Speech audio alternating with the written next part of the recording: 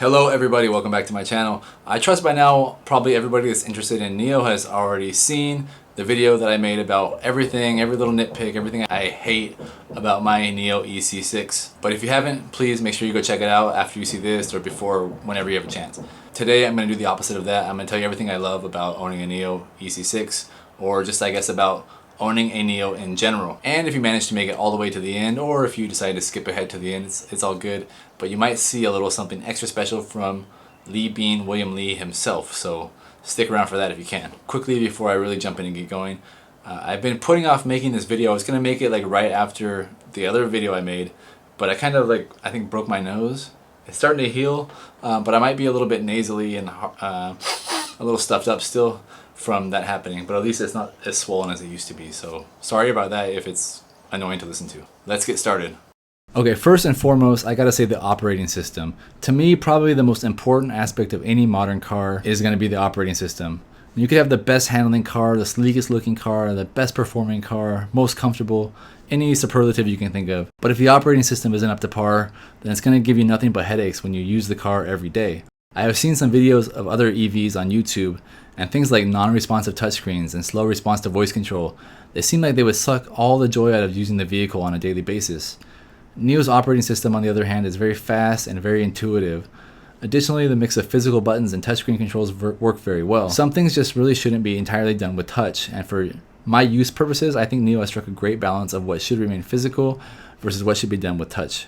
The seats. A lot of people on YouTube and Bilibili and elsewhere have asked me what I think about the seats. I find them to be really comfortable, almost luxurious even. You know, I've driven a lot. I've driven all around China, and I can't say that I've ever felt like the seats were any kind of problem. I typically have a pretty bad back, and I have problems getting in and out of cars sometimes when I tweak it, but my back feels good, and it felt good the entire time driving through China.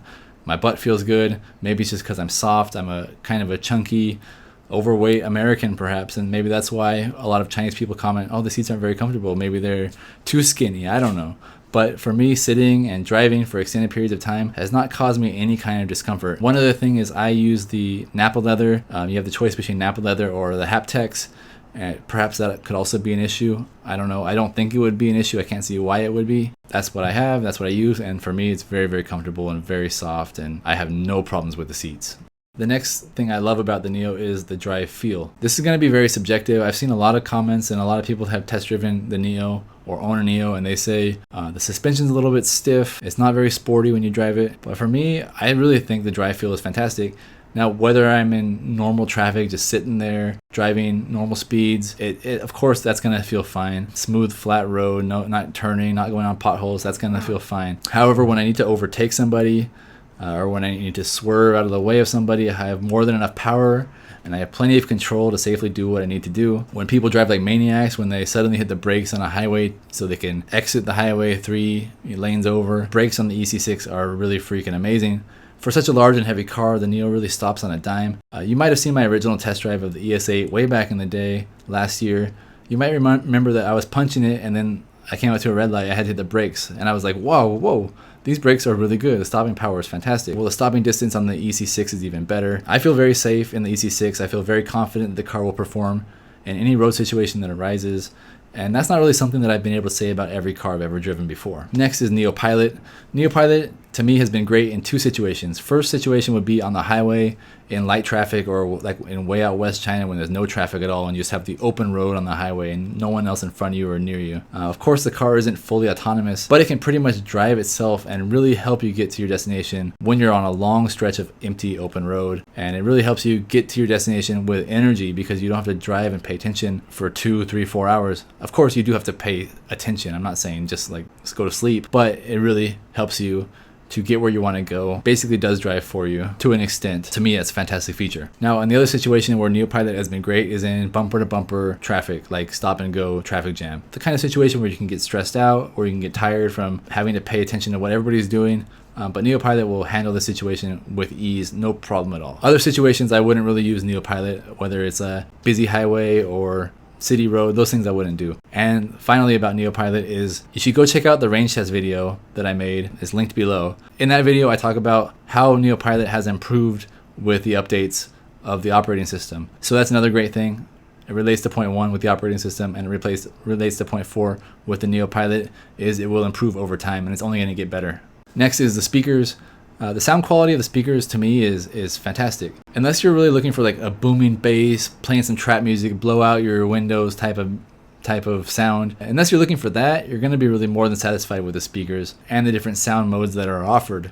You know, I listen to podcasts and I listen to audiobooks and I listen to some music as well. And with all of those, the sound is crystal clear. I can hear it above the sound of the road. The car is really insulated well from the outside noise, but you can hear the speakers are crystal clear and they sound really high quality. I guess that kind of leads me into the next thing, is the details. Now, I mentioned in the video of everything that I dislike about the car. There's a few small details here and there that I could nitpick and pull apart and say I don't like that. However, when it comes down to like everything else, the rest of the car, the details, I think NIO really hit it out of the park.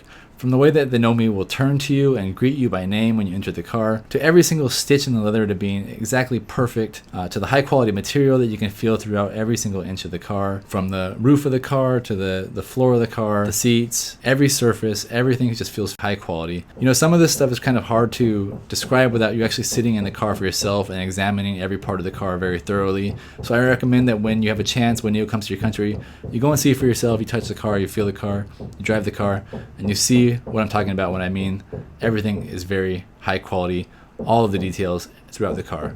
Next is the size of the car. I mentioned in a few other videos, I generally prefer smaller cars, and to an extent I think that remains true. While the EC6 is anything but small, when driving it does not really feel that big either.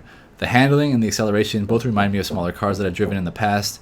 And well, hell, even the poor visibility in the back reminds me of some sports cars I've driven before. The EC6 actually feels a lot smaller than it is when you're driving it. However, when you stop and you want to go have a rest, either stretched out in the queen seat or putting the back seats down and laying out in the back under the huge moonroof, the car suddenly feels really big. There's more than enough space to use the car as a bed while camping on a long road trip, even with a couple people and a dog. So it's really the best of both worlds. It feels small, but it also feels big. Next is the battery swap. Obviously, this is not an EC6 exclusive feature, but battery swap is such a great idea from a consumer perspective. Many commenters have said that it's a great way for NIO to burn through money, and as an investor, maybe that is something that you can worry about, but to be honest, the feature sells a lot of cars. Almost anyone with a NIO will tell you that the battery swap is one of the big selling points, and it remains one of their favorite features of the car. For me as well, I think that the ability to quickly swap my battery, to upgrade my battery in the future, to not own my own battery, these are huge selling points, and I'm very glad that NIO offers this feature. If you're an investor, you've got to understand that a big reason NIO sells so many cars is battery swap. And as they build out their network in China, you'll see sales improve even more in second-tier cities and third-tier cities and beyond. Finally, it's community. Buying a NIO brings you the opportunity to be a part of a community. Of course, you don't need to be a part of the community, but it is another great selling point for many users. Many people here, and everywhere for that matter, they work far too many hours. It can be hard to find like-minded people to be friends with, or for your kids to play with, that sort of thing. From my experience, a lot of NIO users really appreciate that NIO helps them to come together for various activities, including real-world activities, and it introduces them to new things that they might never have tried before. Whether it's arts and crafts or camping or something else, a lot of people really appreciate that NIO arranges this for them. For me, I'm not really like a huge social butterfly that attends all the many weekly events. In fact, I haven't been to any of the NIO weekly events, sorry. But the NIO community has brought me friends here on YouTube and in the NIO app and in real life as well. In our modern day and age where everyone's kind of at each other's throats at all times, especially online, in my opinion, anything that helps foster a genuine community in real life, or online too, but in real life especially, is a great thing.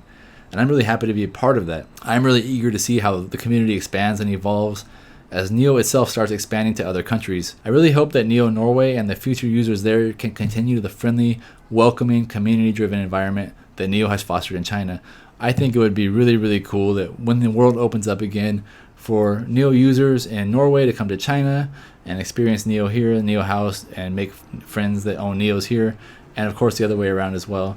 I would love to be able to go to Europe in the future, go to Norway, meet some people there that have NIOs and they can welcome me to their country. And I think that, you know, maybe it's just me being idealistic here, but I think that the fact that there's even an opportunity for this to happen, for these bridges to be built, is a really fantastic thing that NIO does. And that's pretty much it. A couple other things. I hope that those of you that have been watching my videos know that I try to be as honest as I possibly can be about everything, whether it's NIO or other stuff. Now, since NIO has a reputation of being a bit cult-like, I've been asked, have I started drinking the NIO Kool-Aid yet? I would say no. I don't really personally care very much about brands in general. I'm not really a very good capitalist. I don't buy a lot of stuff. I don't particularly think any company has really much on its agenda besides making as much money as possible. That's the whole point of a company. Of course, every company has their own strategy and how they go about this. The powers that be at NIO have seemed to have decided that fostering a strong community, doing right by their customers, doing charity work, creating high quality, environmentally friendly products and unique services, they've decided this is the best way to carve out their niche in a crowded industry. And in turn, hopefully for them, they'll make a lot of money. Do I personally agree with this strategy? Yeah, I suppose it seems that I do. And in that sense, I guess I'm drinking the NIO Kool-Aid. I don't really see a lot to criticize them about from where I sit. I'm not a zealot for the brand, but if you ask me if I think you should consider a NIO when it's available in your market, well, for the reasons listed in this video, I would say definitely you should consider it. You could definitely do a lot worse, that's for sure. And I want to end this video with one more note about the community. I've come to know a few people working at NIO as I've been on this journey, and one of them is a member of the social media team. He asked me to write a bit about myself and about my experience with NIO while traveling around China, amongst other things. The little bit of writing that I did is up on the main page of the NIO app today. I, of course, appreciate the support from NIO and sharing my story with the community, but the most exciting aspect of it is the actual William Li Bin. He replied to my story. He's the boss of NIO, if you don't know. And you can see our interaction here. To me, the most interesting and refreshing thing about this is that even though he only said 4 words, is free of corporate speak. So I said, I hope that you guys can enter the USA in the next year, blah, blah, blah. And he didn't come at me with like a statement like, we have no plans to enter the US market at this time. There's no direct comment like that. From my experience, a lot of companies would do, American or otherwise, they'd be like, stay tuned for further notice. A lot of companies, they play everything very close to their chest.